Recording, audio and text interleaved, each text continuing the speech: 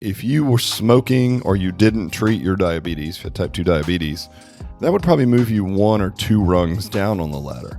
So even if you kept smoking, which I'm not advocating that, didn't treat your diabetes, also not advocating that, but even if that was the case and you were crazy, you would still be net positive by just adding a structured exercise program to your life. It's that powerful.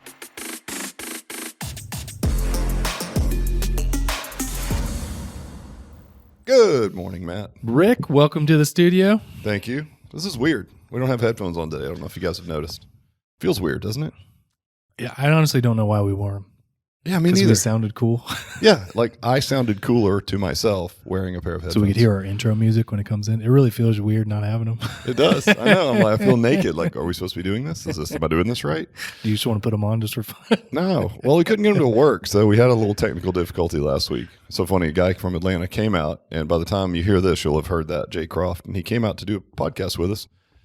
The little interface shorted out, so we went home and we did it via Zoom, which is weird. But you're always the best with technical difficulties. Shut up. I enjoy watching you work.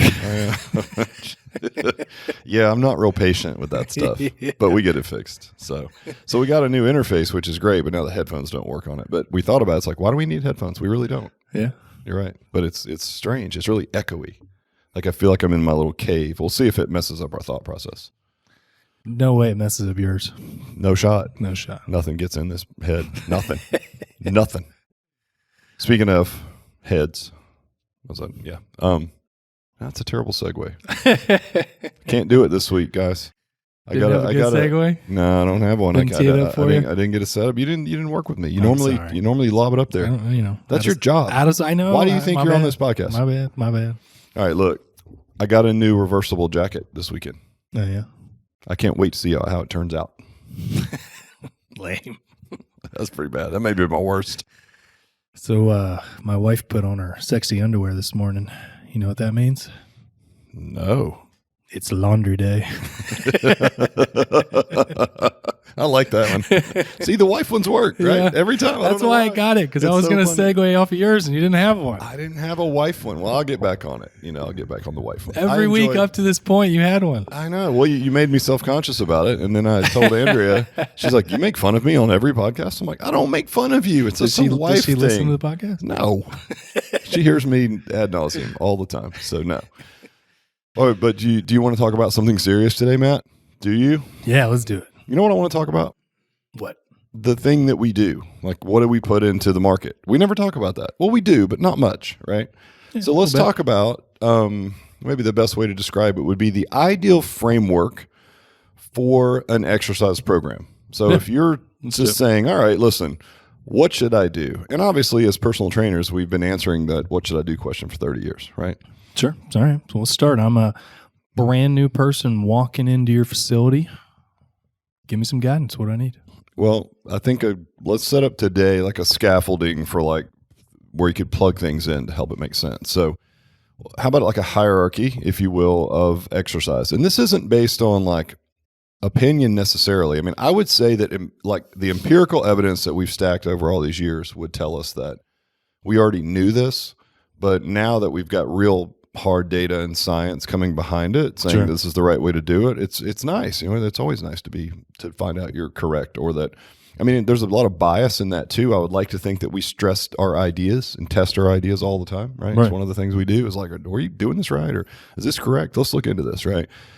And I think that's really important to do that. But the more that we do that, the more that it proves out that what we've been prescribing for 30 years turns out to be the right prescription after all. Well, I mean, if you look at fitness and nutrition, that probably has to be one of the biggest areas of misinformation out there, right? I mean, there's so many different ideas and people's theories or the way you should do it that a normal person cannot go on the internet and find out what's right.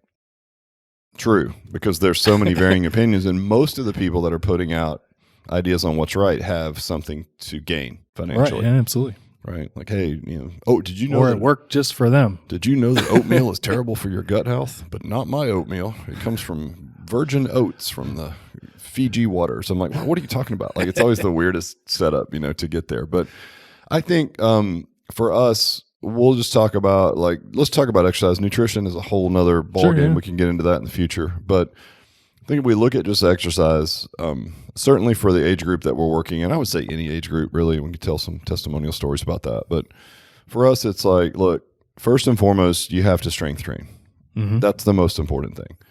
Because when you look at the latest science, it will talk about like doctors are now claiming that muscle, like the amount of muscle that you have should be included in your overall wellness check, right? Sure. Cholesterol, that's even controversial at this point in time. Overall body fat, A1C, all the things, right, are affected positively by having lean mass on your body. And so the more lean mass that you have, the healthier you're going to be. Now, when people hear that, I think certainly to someone who doesn't exercise, they hear like, oh, I'm going to get yoked, I'm going to get stacked. But as you know, it's kind of like that client that would come in and say, well, I don't want to get too big. I'm like, don't worry, you'll see that coming like years in advance, right? It's not that easy, by the way.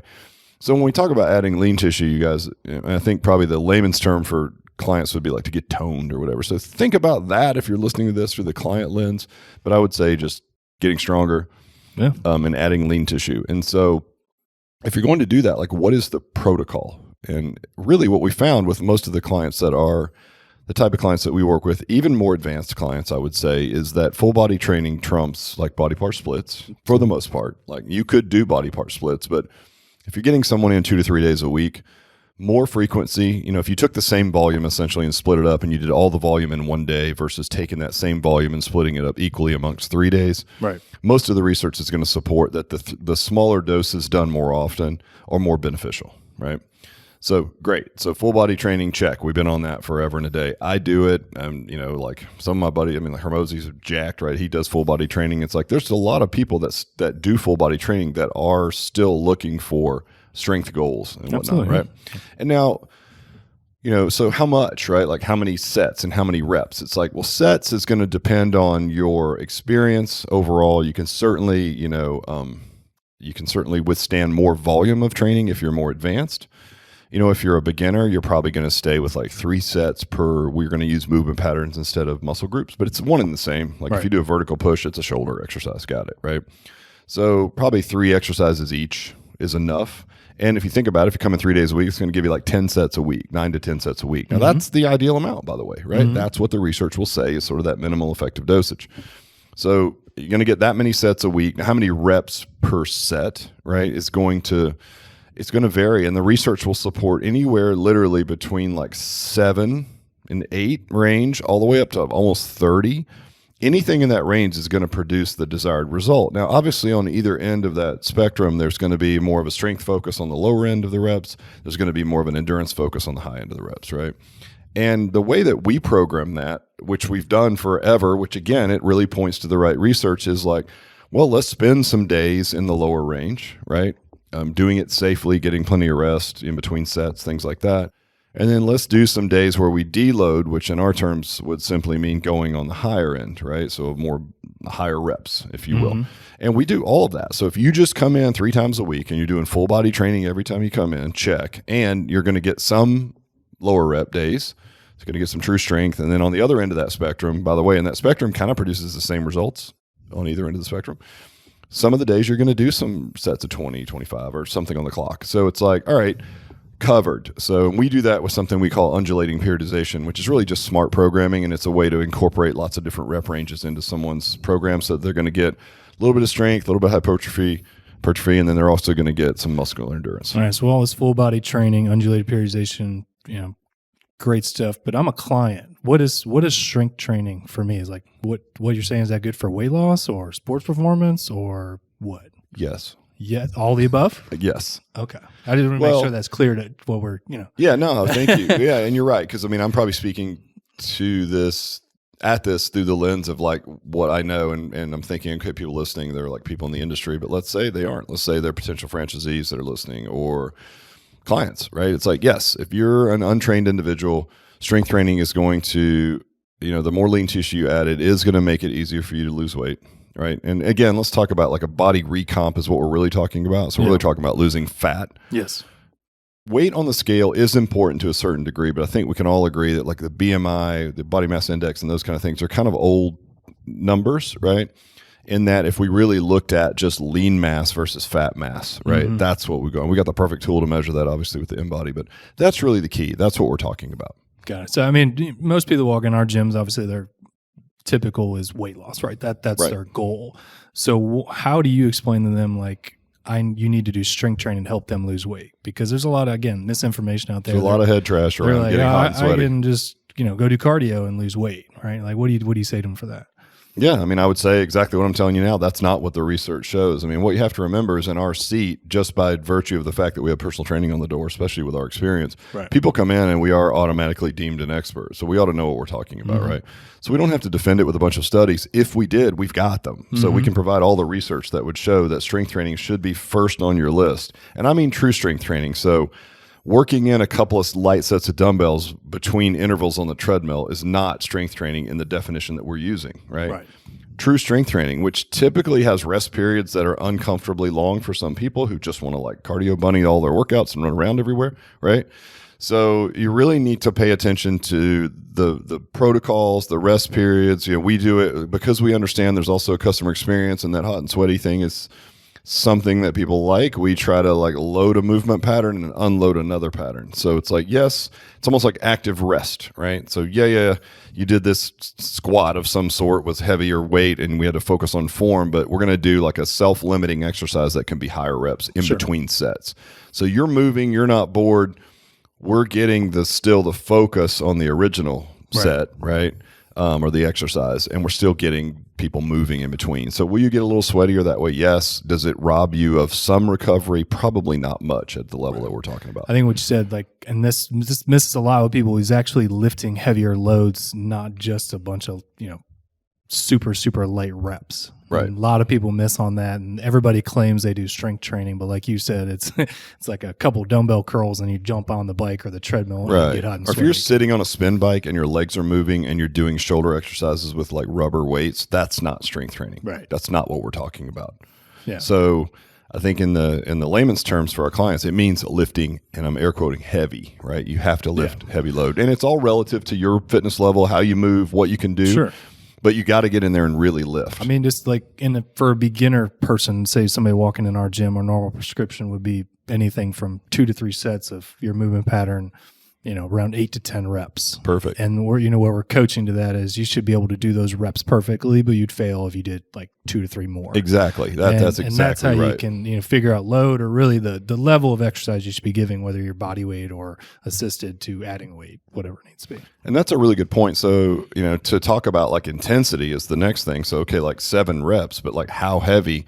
And you articulated that perfectly. That's what the research shows, is leave like 2 to 3 reps in the tank. So it's basically, if you do that, it's essentially how many reps you can do with a certain load with really good integrity. And especially if you're just recreationally training, you don't want to risk an injury to squeeze out a couple more reps on like a deadlift or something like that. It's not worth it, right? And a lot of what we do is smart programming. So a lot of our exercises are self-limiting. So if you can't do it, the results aren't catastrophic. You're not going to blow a disc or something. You're just going to like not be able to stand up, because it might be a single leg squat to a box. It's like, oh, if you can't get up, you just sit down, right? No big deal. Nobody's hurt. Yeah. But leaving a couple of reps in the tank at the end of that set, and that goes for all fitness levels, really, is just going to be a healthier way to train over the long haul. So strength training first, that's the framework. Intensity, leave a couple of reps or a couple of reps in every set at the end. 2 to 3 is ideal. Volume is just going to depend on your overall fitness level. But again, around 10 sets a week is like the minimum threshold is what we're seeing for whatever. Like we're using patterns instead of muscle groups, but it's one and the same. So we're trying to get around 10 sets a week in any of those patterns. What, we're personal training and everything that, we're saying this is what we do. Outside of our facility, this is where things go crazy, right? In other brands and stuff. Volume is insane. And it probably leads to why there's so many injuries in these other fitness brands, right? It'd be like 1 minute, as many presses as you can do, right? And you literally just walked in off the streets. I mean, if you think about it, nobody in their right mind should like even prescribe that. And it kills me when I see it. Yeah, it's pretty painful. And I mean, it's one of those things where there's, especially in fitness franchising, which is our world now, there's a whole plethora of class-based concepts, and we can just name them out. It's everything from Orange Theory to F45 and all of those guys. And you know, like if all you have is a hammer, everyone's a nail, right? If all you have is like some treadmills and some rowers, that's a cardio workout at best with some really light weights mixed in. And I'm not saying that like it's better than nothing. And I think that's important for people to hear because people are like, well, what do you mean you don't like my Orange Theory workouts? Like, I think it's great. It's fine. Like, it's better than nothing. And if you like going, again, it's better than nothing. But if you told me I want to invest 3 to 4 hours a week on exercise, I would argue with scientific evidence that that is not the best way to spend your time. No, for anyone's goals. If you're looking for weight loss, play span, we talk about being better at golf, whatever it is, everything is leaning towards strength training. Nobody in their right mind in that level realm is going to go tell you to do those high intensity workouts. Yeah, if that worked, you guys, then why aren't more advanced strength coaches prescribing it for certain individuals? They don't. Right. You hardly ever see it. Are the New York Yankees all doing F45 on the during the week? Fucking Marky Mark's not even doing F45. I'm calling him out on this podcast right now. You think he listens? I'm sure he listens. You know why? Because we're the same age, and he's like, I want to be built like that dude. Like, he's a little jealous, and that's understandable. I mean, the guys get that way. You know what? I see those brands, and it's basically hold on. You're not going to address that? You're not going to be like, yeah, I bet he is. I just pass over. Okay, good. I see those brands, and to me, it's just basically were created because it built off that stigma that you got to go as hard as you can to get any results, and it's cool and hot and sweaty. But then it was created by people that were really good at exercise. Right. They just do that. Like a pro exerciser, but not to people that actually can't or that need help that can't do it. And that's Matt, why we're here. Thank you. And which one of these two groups do you think is larger, Matt? People that are already in really good shape that like to exercise, or people that don't like to exercise and are not in great shape? If you just had to choose a population, go with the second one. Oh, bing, bing, bing, winner, winner, chicken dinner. Yeah. So what are we doing? Like, are we building things for people that are 22 years old that like to look good on Instagram? Or are we building something that is a mechanism that can safely get people to the best possible solution? And it's not even self-serving. All I'm saying on this podcast is, look, the science has caught up to what we've known empirically for 30 years. Right. I mean, we've been prescribing exercise for longer than most people listening to this. We've been alive. It's like, awesome. Here's what works, by the way, right? Strength first, and we just talked about it, and that's how you set it up. 10 sets a week of a pattern, right? Anywhere between 7 and 30 reps, depends on your level of fitness and everything else. But mix it up. Don't just do the same rep range every time, right? But it's strength at the end of the day. Right. So do that first and foremost. Second is people need to move more. When you look at these green zones, I think they're called blue zones. What are they called? I think maybe blue zones. Blue zones. Place in the world where people live to be 100 plus. They just move a lot. It's not like they're doing, HIIT training. Right? They're not. They are moving around a lot, which is they walk places and they garden and they move at a low level, for the bulk of their day, I would say, right? Now, that's really hard to do when you live in a sitting-centric society where we get around by cars and buses and everything. We're all sitting on our butts mostly. But you have to make an effort. Sure. And the amount of time and what I think Dr. Peter Attia, if you don't listen to him, check his stuff out. The amount of time that you need to spend in this zone is about 3 hours a week. That's the minimum. Now, interestingly, hold on, I got a frog in my throat. We'll catch that thing. Jeez, I know, right? The minimal amount is 3 hours a week, and it can be done in any way that you see fit, right? And it's called zone 2. And what I want you guys to think about is like perceived exertion would be probably a 5 out of a 10, maybe a 4. Think about something that is somewhat taxing, but you feel like you could do it all day. Sure. Moderate bike ride, brisk walk, right? So you're not just sauntering, but you're moving and you're walking, but you literally could do it all day if you had to, right? That's the pace that you want to go with. Okay. A stationary bike works well for that at times because you can just sit there and control your pace a lot better. I like to walk outside, so I get out every morning. I use like just to walk at a slower pace, maybe not as much, but I use like a 30-pound ruck pack just to make it a little bit so it gets me into zone 2 for just a dog, walking the dog for 3 or 4 miles a day. But that gets me out there for, again, I'm going to have 50 minutes 5-6 days a week. That covers my zone 2.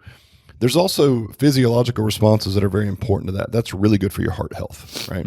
For like just conditioning your heart to be healthier overall. Right. Now, again, let's just say there's 5 zones, right? Zone 2 is just above like sauntering. So like, okay, I'm moving at a brisk pace. That's where you spend 3 hours a week. Now, so 3 hours a week, so 2 to 3 times a week you should be doing that. You can actually do all of that in one day. Like I was just listening to Andrew Huberman, the Stanford professor. He's got a great podcast as well, very scientific, all the findings. And he's saying, listen, you can do the same thing. You could do a 3-hour hike on a Sunday if you wanted to, right? And that would still count because you're kind of in that zone where it doesn't really matter. You just need to get your 3 hours a week, right? So you could go for a long hike on a Sunday, and that could be your only day. And you could do weights 2 or 3 days during the week.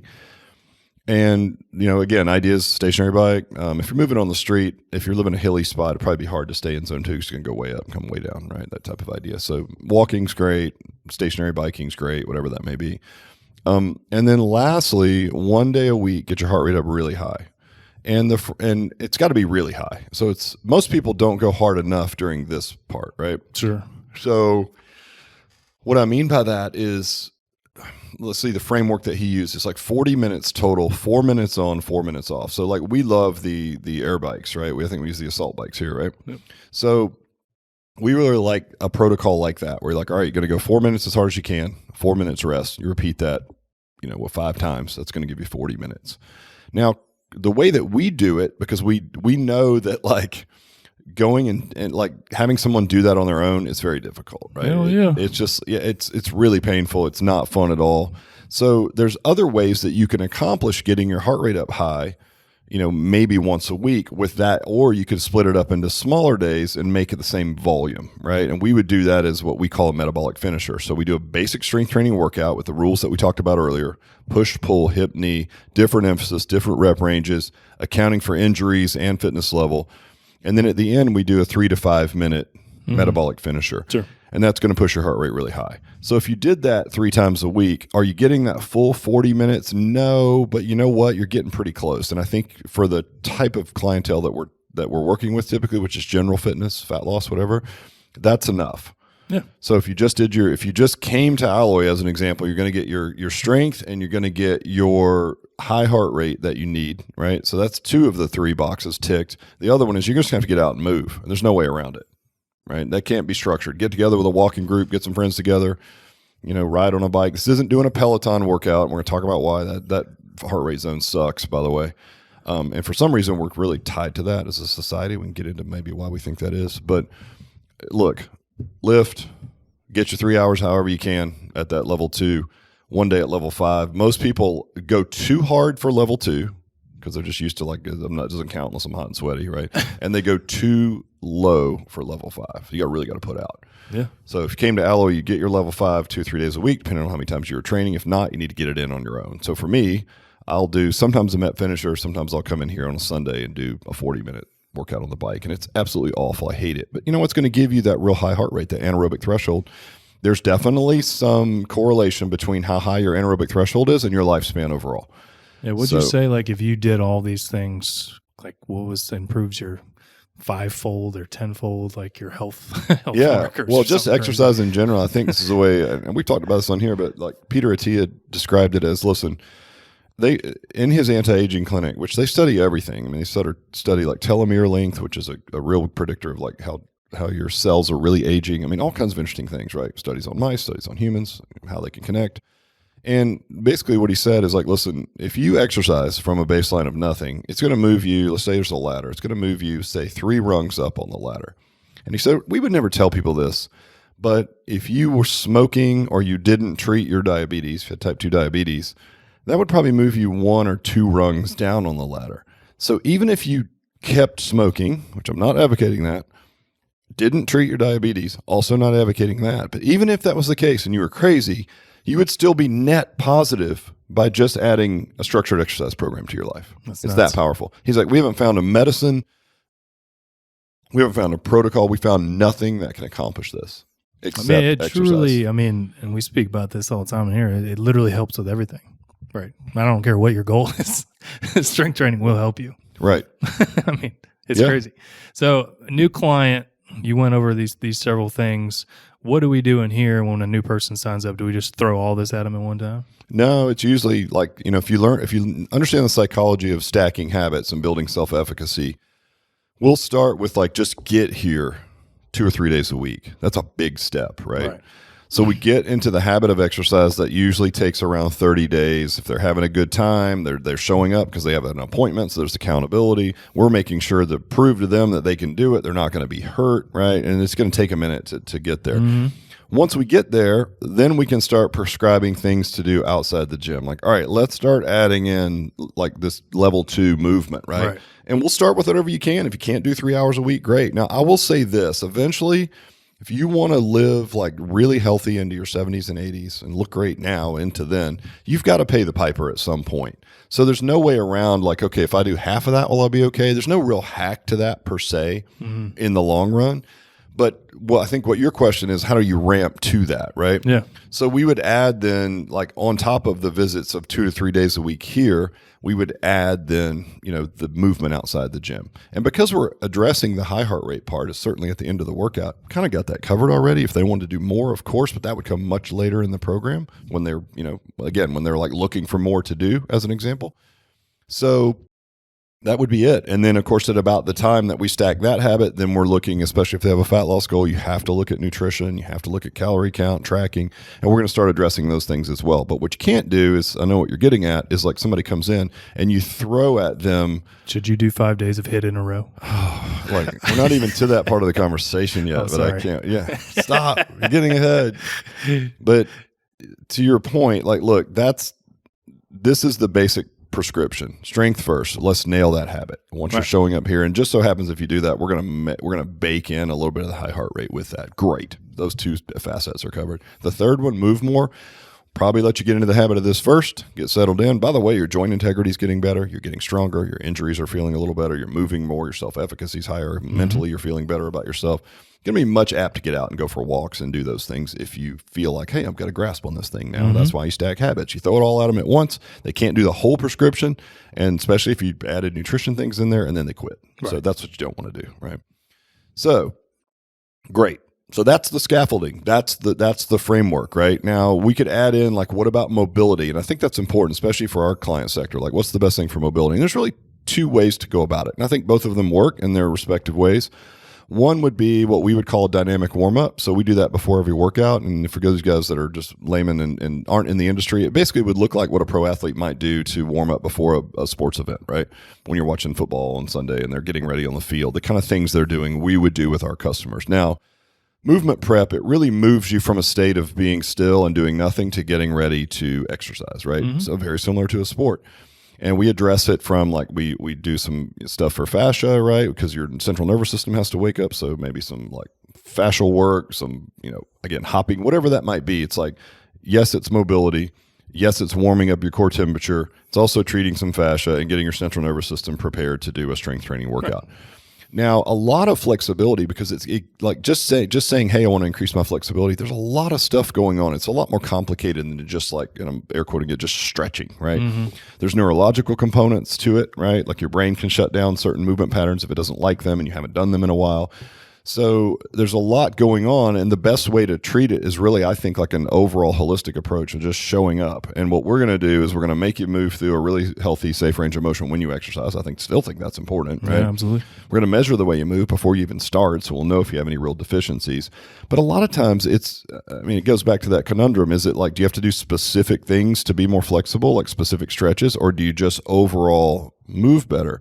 And we're big proponents of overall move better, because what we see is there's like this continuum of strength and mobility, and they're very closely tied together. If something is not strong, then it's not stable. And then you're going to rob stability from another adjacent, neighboring joint that might need to be mobile, right? So like if your hips are tight, it could be somewhat a result of like a weak core, right? Especially when you're in a movement, right? Because if your core can't stabilize, then your hips are having to do it. So it's like, all right, so they don't move as well. So now your squat looks ugly, or whatever those things are, right? Again, it's more complicated than I'm making it out to be. But think about it like a holistic approach where you do movement prep, which, again, we get the things stronger that are supposed to be stronger. We get the things moving better that are supposed to be moving better. And you're probably going to be in a much better place. And now we have a tangible way to measure how that's improving. Because a lot of our clients, our core, our brand promise to the general public is, looking good, but then feeling great. And feeling great has a lot to do with how you move. So it's right. Well, it's stretching. When anybody tells you flexibility in the office, that generally stems from like something hurts anyway, right? Right. And is the pain from a lack of flexibility? We've talked about, like, if you have a neurological issue, like a pinched nerve,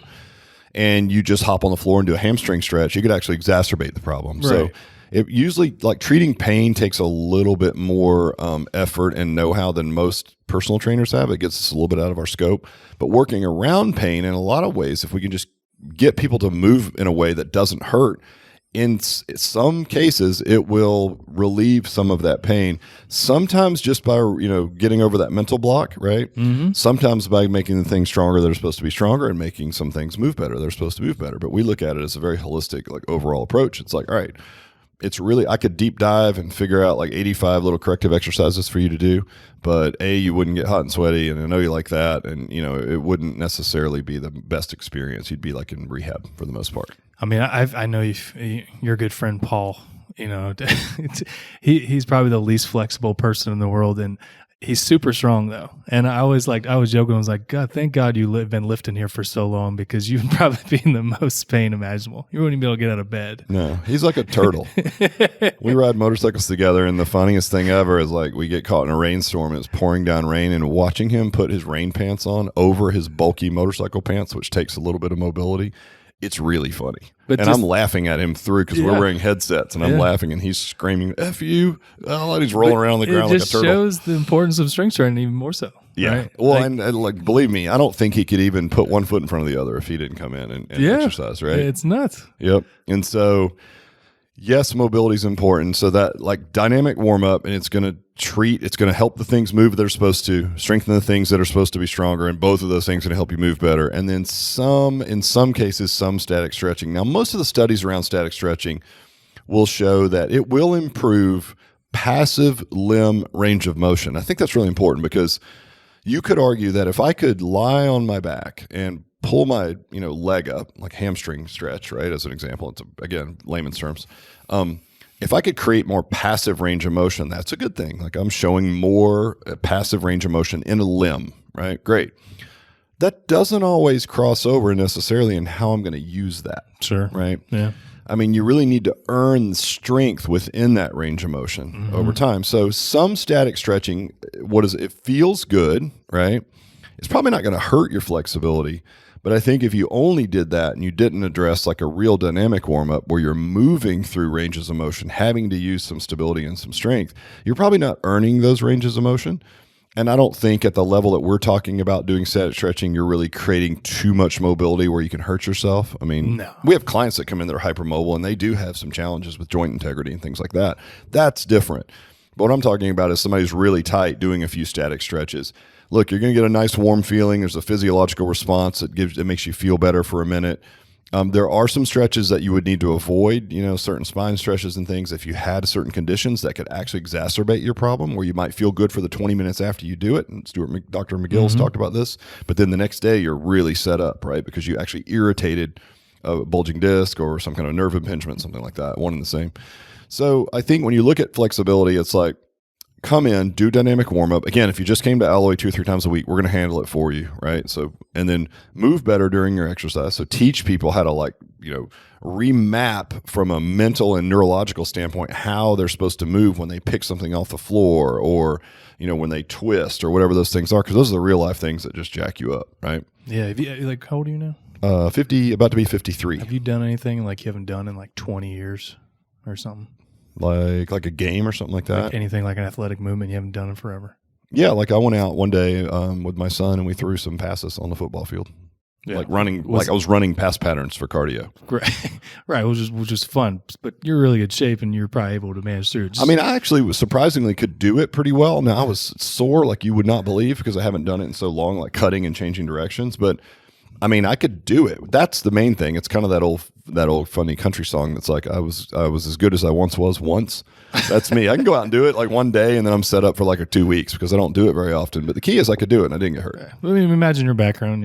You've been very active, working out for like your entire life. Imagine most clients that walk in, right? Right. They haven't done anything, a lot of them, for a very long time. So like that comes into play when we're looking at mobility and flexibility, and we're looking at how well they move. Just don't put people in places that they're not going to be comfortable going. Yeah, like make them earn it in a positive way, and that's going to protect them, right?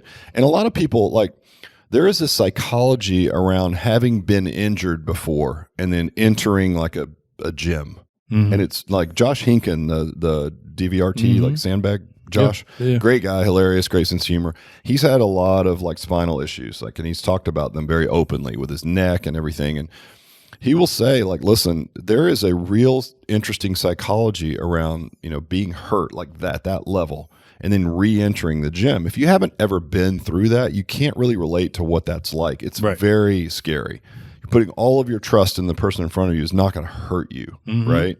Yeah. And make it so that, like, again, you can't turn your head, or like your fingers go numb now because somebody did something silly and jacked up your neck, right? So there's a way to approach that, and you have to slowly earn someone's trust, and you don't do that by just throwing them into the frying pan the first time they're in the workout. You have to like slow roll that for those guys. And I mean, that, to be honest, that's what makes our brand, because even me, I've got like back issues and things like that. If I went to like a CrossFit and they were like, hey, we're doing max deadlift, I'm like, I'm out. But if I didn't know better, I would just try it, and it would probably really bother me. Last a day. Yeah, crippled, out of probably there. Try to beat everybody. I would. Who's got the record? Like I said, yeah, I'd pull the weight and then I'd be in traction. I might be in a wheelchair. But well, let's talk about then, why is it, if this is the prescription, and now it's more widely known than ever, and the top best scientists in the world understand that this is the prescription for longevity, body fat loss, that lean tissue should be a metric that we're measuring along with all the other basic health metrics like blood pressure and everything else, right? If that's the case, why is it then, Matt, since you're writing programs for 2,000 clubs for the last 10 years all over the world, why is it that most fitness concepts still go the way of what Peter Attia would describe as the garbage zone? So you're higher than zone 2, but you're not at zone 5, because you can't be for very long. So you're kind of in this zone 3-4, which is the garbage zone, which means you're not glycolytically charging really challenging your system, and you're also not really getting your heart health. You're kind of in no man's land. Why are most fitness concepts based on that, do you think? Well, I mean, there's lots of reasons. From a business standpoint, it's just easier to run. All right, it's just easy to throw a bunch of people in a room, turn on the music, and get hot and sweaty. Right. It's easier for people, they just see that, and it's easy for them to understand or think they understand that this is what I need to do, right? And it's less scary for them, because most people, they don't go to the gym, they don't like lifting weights. So to them, like going and jumping around and stuff like that, it's like, I can do that. And they're kind of scared of kind of strength training, if you could say. Yeah, I guess you're right. I guess if they think I'm going to be lifting heavy, I mean, look, it's all relative, but like if that's what you need to do. But I will tell you that there are so many brands that do that. And man, when you look at the injury rate in those brands and just, I don't know, the burnout, like, here's some examples. So, we've got Chamberlain that works here. She was on the podcast. She's our executive assistant, handles all our software needs. And I don't know what she doesn't do, really. She's her boss. But she, before she had come here, was a big Orange Theory advocate and had lost some weight going that and whatever. So that was her only means of exercise before she came here. And mind you, this is one of the smartest, she's a super smart lady, Georgia Tech grad, and she still doesn't know that wasn't the best thing for her. Right. Yeah, well, I mean, people don't know, and it's very confusing out there. If you're on Instagram, it's like, forget it. You're doing curtsy lunges and drinking, 5-minute oats or whatever. I mean, like, it's just insane out there, right? Really hating on the oats today, man. Oatmeal. I don't like oatmeal. I had oatmeal this morning. Did you? Loser. What are you, old man? Matt's losing his teeth. Need some fiber. So if you look at Chamberlain as an example, she had done relatively well there, but she was like, her knees killed her, her hips were killing her, all her joints were inflamed. And she's in her early 30s, so she's the customer avatar target for that brand, and she's female, right? And they're mostly female-leaning, younger. So she's going there. She sees some results, but over time, she just gets beat to death and gets really sore, right? And she ends up washing out, and a lot of people do. That's why they don't have a huge lifespan in those brands, because there's a million other things that look like it, and you can't do it forever because it's just genuinely bad for you, right? So if you're someone who's listening to this and you go to those brands and you're in your 20s and you're really healthy, then good on you, but you're just lucky. You're just genetically gifted. I know people that still run marathons in their 70s and have never had an injury. They are not the masses, right? That is not usual at exception. all. The exception to the rule, 100%. So good on you, but I'm not talking about you. I'm talking about, the 99% of the rest of the world, right? Me included. So she quits doing that. Of course, she gains some weight. Then she comes to work here, and we're like, all right, you don't need to do all that. You need to work on strength first. Just move more. she wasn't eating enough protein, and we've got great like mechanisms to measure like, okay, lean tissue through, the in body, and then have those really good conversations. So I think she posted up the other day that she finally got back into her jean size that was like pre-marriage or whatever, right? And they're actually loose in the waist. And she's like, I've never felt stronger. I have no pain in my body anywhere, right? And just by chance, which is really weird, that she ran the fastest ever, because she coaches lacrosse and they do these like fitness metrics, and she ran her fastest ever like mile of her life after doing essentially what would be, you would think of that as like no cardio. Now, you would think if you were going to a fitness mechanism where half the time you were running on a treadmill, that would be the time that you would run your fastest mile ever. Not so much, right? And we've seen that time and time again with like recreational runners that come in here, and you build this like scaffolding, like we talked about. You build this strong foundation around your body, and you go out and set it your personal best by doing way less of the thing, right? Which is really interesting. And by the way, those things that we're talking about, they typically have a very high injury rate. So it's like, interesting. And she's the perfect customer avatar. So what's interesting is she's like, I'm heavier on the scale than I thought I would be, but what do I care? Because my clothes fit amazing, right? So again, it speaks to like, okay, lean tissue. What are we talking about? Like true weight loss on the scale? Or are we talking about a body recomposition? Right?